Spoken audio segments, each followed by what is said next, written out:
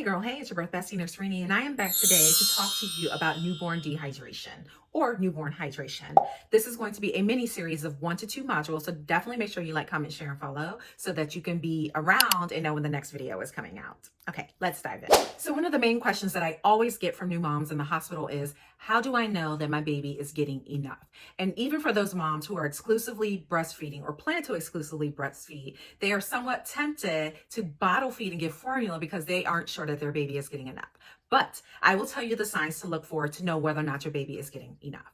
So it usually takes about 3 to 5 days after you give birth for your milk to actually come in. Until then, you usually produce what's called colostrum.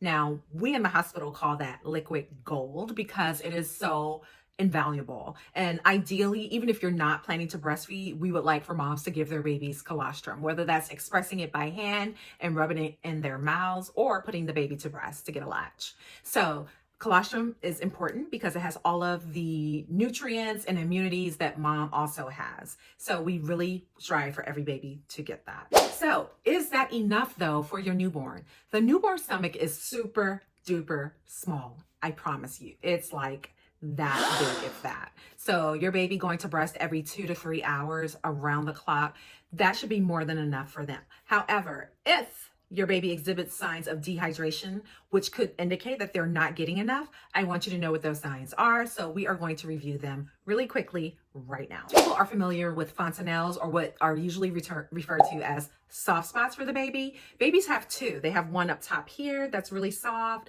and then they have one in the back of the head that you can usually feel. When we do our assessments on newborns, we always touch these to make sure that they're nice and even with the scalp. We don't want them to be bulging, and we don't want them to be sunken. If the fontanelles are sunken, that could be a sign of dehydration. What happens when you go running and the wind's hitting your face, or you're skiing and snowboarding and the wind's hitting your face? Your lips get dry, right? So babies, when they are dehydrated and dry, their lips also get dry. So this is also a sign of dehydration in your newborn. Weight loss is also a big contender when trying to figure out whether or not your baby's getting enough hydration. So in the hospital, every night we weigh our babies. We want to make sure that we are sending you home with a plump baby and not a baby that's already lost too much weight and they're behind the 8 ball. When you go to your pediatrician's office, they will also be strictly measuring your baby's weight. And that is a great way to tell whether or not your baby is getting enough supplementation. Wet diapers. Are you changing your baby's diapers with feeds, which is what I recommend usually? But if you are not getting enough wet diapers, you'll know, because in the hospital, we measure the diapers, we count them. At home, you should also be mindful of how many diapers you're getting per day. And it should be on par with what you saw in the hospital. So if your baby is not having a lot of wet diapers, then that could be a sign that your baby is not getting in enough to be able to put out enough. What happens when we're dehydrated with our urine?